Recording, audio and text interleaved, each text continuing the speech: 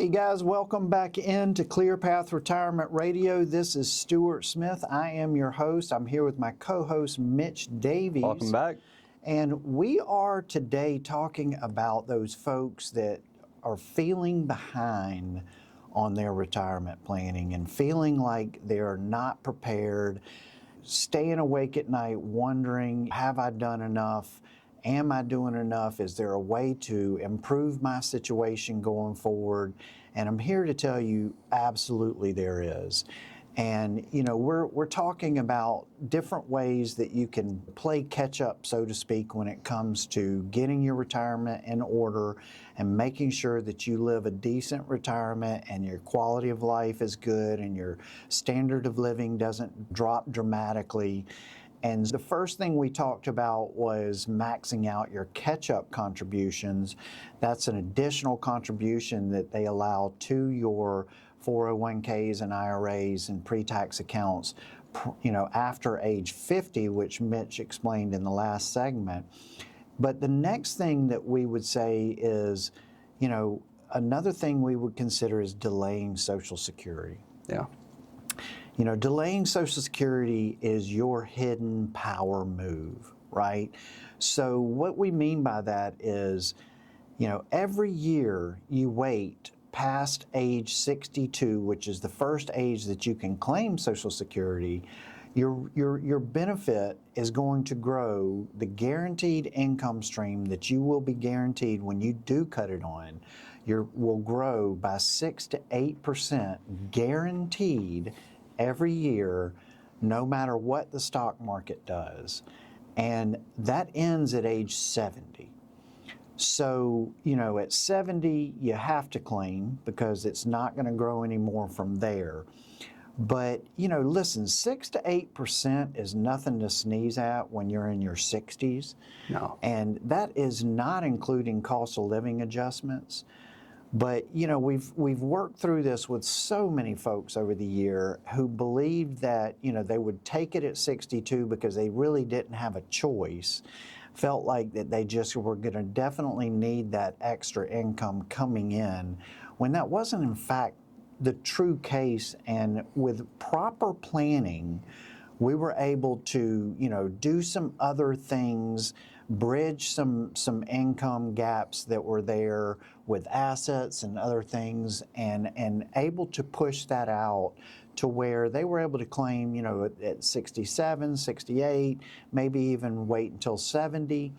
And in those cases, it was a great feeling because, you know, the further you push it out, the higher the payment is. And then once you do lock it in, that payment's guaranteed for life. And that is a big chunk of the mystery that gets solved immediately.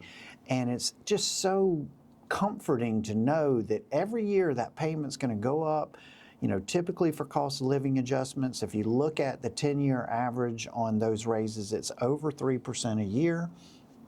And, you know, not only, you know, is it going to keep going up to hedge inflation for you, and that's a big deal, but it's guaranteed for life, and it ensures you against longevity of living too long. And, you know, knowing that that payment's never going away is definitely a comforting feeling to folks. So if you think you're going to take it at 62 and you're just not really sure and you want to know, you know, come see us. Let's sit down, let's have a conversation. Go to clearpathretirement.com. You know, let us know that you want to chat, and let's take a look at the big picture for you. Let's start building out a retirement income plan that allows us to model what it looks like at 62, 67, 70, all of those ages, and we can definitively figure out together what is feasible and what is not feasible. That's right, Stuart. You know, we like to say, we talked about it a bit last week, we like to say Social Security is an asset, and it might be, for some people, it's your biggest asset. If you think about it, you've been contributing to this maybe since you were 18, some people since they were 15, right? You've been contributing to this asset your whole life, if you think about it. You've been putting in, you've been paying taxes on it every check, every 2 weeks, you've been contributing to this bucket of money. And when you start to think about it like an asset, so many opportunities open up. I mean, Stewart just mentioned an 8% guaranteed return plus cost of living adjustments, you know, hypothetical return because this payment is growing.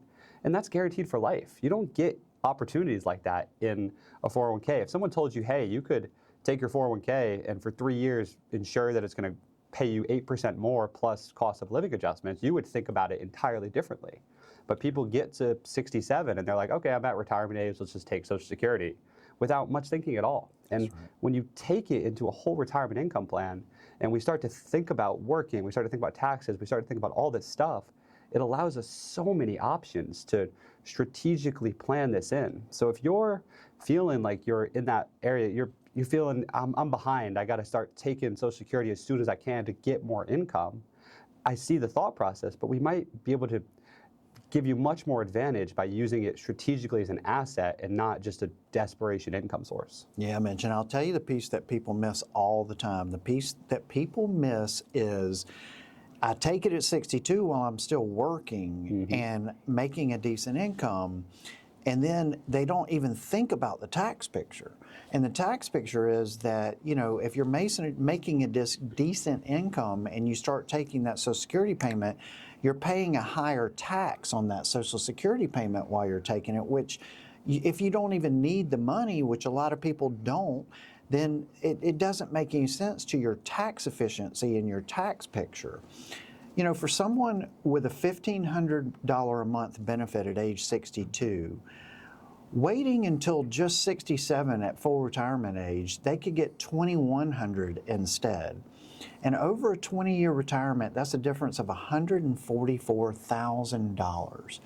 That's real money, Mitch. Yeah. And, you know, how much of a difference would $144,000 make to people over a 20-year period in retirement?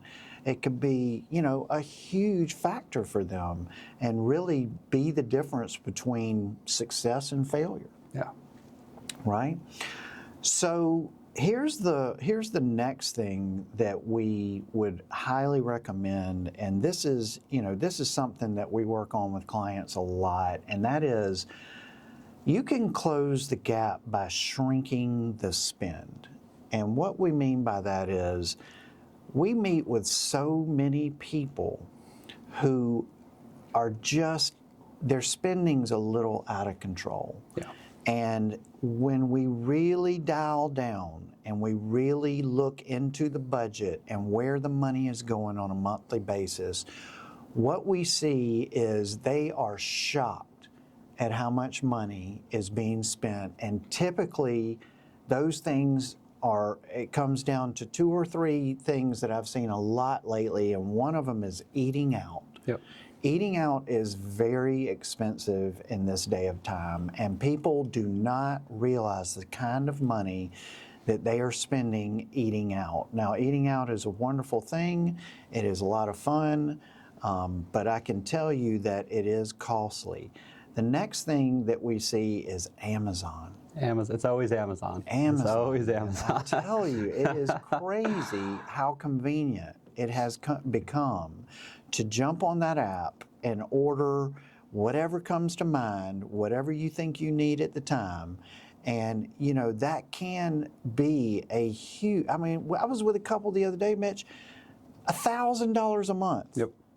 An extra $1,000 a month was going to Amazon, and they had never even realized they were spending that kind of money. And when we got into the real details on it, none of that stuff was vital. No. None of that stuff was really necessary. No. And so think about what people could be doing.